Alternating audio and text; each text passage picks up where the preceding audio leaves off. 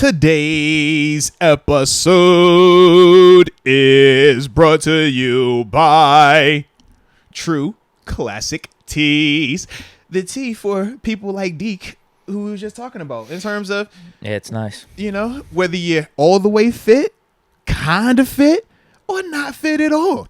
It gives you that nice athletic cut up top, fitted around the chest and around them biceps so you can look the part that you want to look, but then it also gives you a little more leeway around that midsection, baby, because we know not all six-packs are created equal, but we all got them somehow, some way, all right? So that is what True Classic Tees does bring to the table, and I love the fact that they're always in what we like to call prime colors, or just really good colors that go with everything. As my man Deke can always tell you, you rock with the culture, right? Oh, yeah. I love the tees. Come on, man. They sent that care package. I've been rocking them ever since. Absolutely, man. We need another package now that I think about it. But either way, for y'all that necessarily don't get the care package, y'all can use the promo package. And that promo code is MOATS. You use that, you get 25% off of your purchase at trueclassictees.com. So, don't waste time, baby. Make yourself look good. Feel good. Ladies, too. They got it all. All right? True Classic Tees. Shout out to them for the show. Mike Hood, what's up? What's up? Why does the D not have more quality depth? That's what she said. One or two injuries and we're done. I was thinking that on the way over too. Actually, I had a lot of thoughts now that I think about it on the way over. You be thinking about a lot of stuff when you drive, bro. I feel like the depth isn't important until you need it, because whose depth is actually like that amazing? Correct. Because you're going to have dudes that are backups for a reason. Because if someone's supposed to be a starter, they're probably going to be a starter. Yeah. Well, I'm glad you brought that up, too, because Coach Tomlin obviously spoke on the next man up concept, and he oversimplified it, and I just want to just touch on it a little bit more. So when he was talking about it, he had said that the biggest difference between a starter, or he said the main difference between a starter and a role player is opportunity.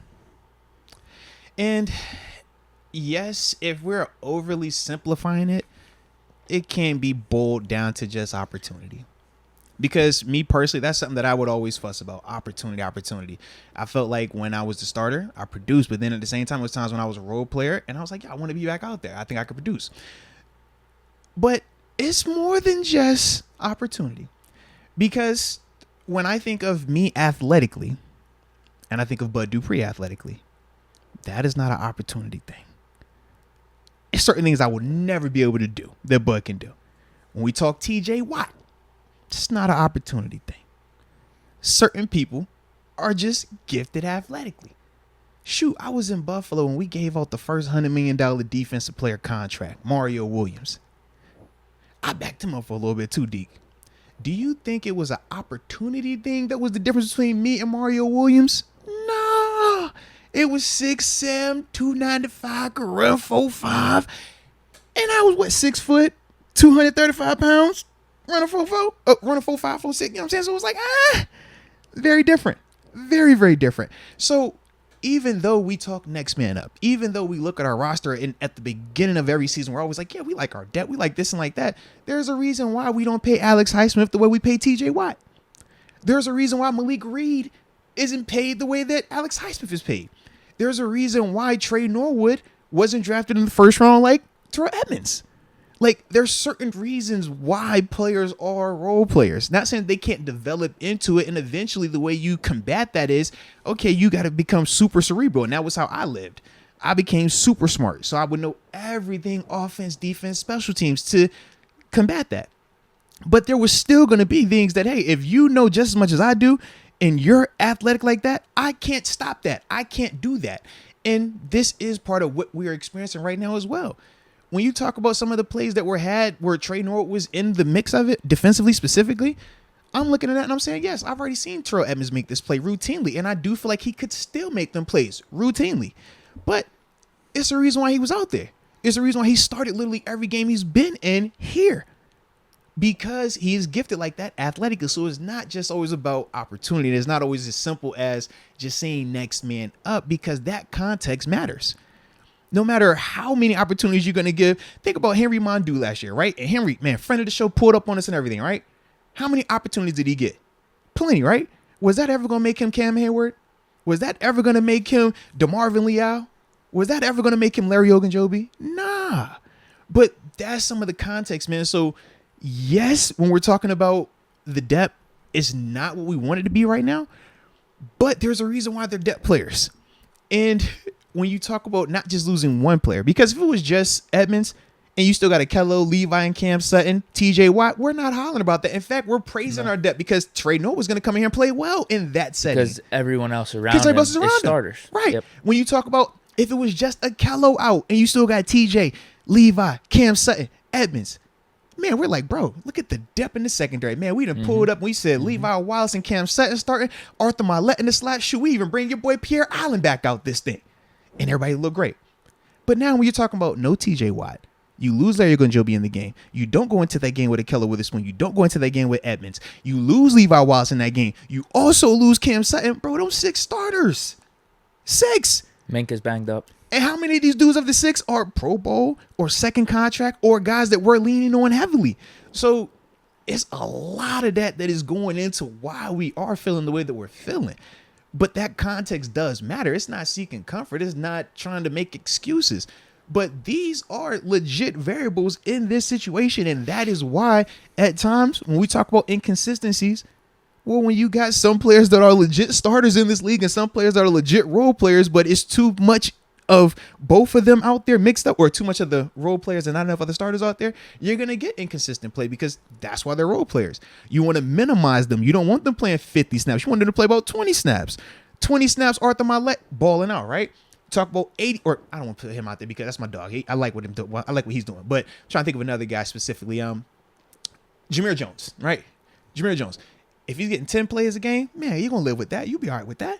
If he's out there playing 50 plays a game, you're like, bro, this ain't it. That type of context. So yeah. I'm glad you brought that up because I was trying to even think back to the Steelers' heydays of the 2000s with Ben, Troy, that era. And we would have injuries. Like Troy would get hurt, but it would never get this bad because it would just be like Troy hurt, maybe one other guy. And then the rest of the defense, we still have a DPOY candidate or a DPOY winner and James Harrison rushing the passer. And then Lawrence Tent. Like we had a bunch of other really good dudes where we can make it work without Troy Polamalu. And actually, we were making it work without TJ Watt for the most part these first 3 or 4 weeks. Absolutely. Jets game, Patriots game, Browns game. Like the defense held up. Then we started to see some of the inconsistencies pop up. But now against the Bills, you combine TJ Watt being out with, like you said, 5 or 6 other players. That's tough. Yeah. That's tough. It is. And then you're not just missing those players, but you also actually liked our depth coming into the season. If we're talking about Trey Norwood and Milet as being like backup secondary guys. Spillane as our backup linebacker to Miles Jack and Devin Bush. And then we have Liao and Chris Wormley as like our backup defensive lineman. That's some nice depth, actually. Hey, and then, Deke, can we also add on that, hey, you also were playing against a really good team in the Buffalo Bills on top of it. So just to add insult to injury, it's like you already are dealing with what was going to make whoever you're going against a tough game. But then you come into a team where they are hot. They are very talented. And offensively, they were very, not healthy, but they still had their main pieces in terms of Josh, Diggs, Gabe Davis, stuff like that. So it's like all of that matters. All of that plays into this thing, man.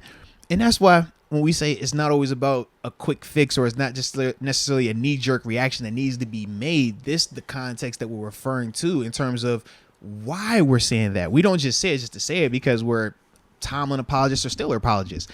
But when you're talking about the context, that matters. Because otherwise, you're just making crazy moves for the sake of making crazy moves when big picture-wise, you're looking to yourself and it's like, yo, these aren't bad players that are out there. No, they're just out there without their superstar players. And when you're doing that, that's what it's going to look like at times. Yeah, I'd love to see what this defense looks like after the bye if everyone's healthy, TJ's back. Exactly. If we get back to that week 1 defense and the offense is better, because I presume with Kenny Pickett, we saw what the offense could. I mean, we saw what the defense could do when it was healthy. We saw that week 1.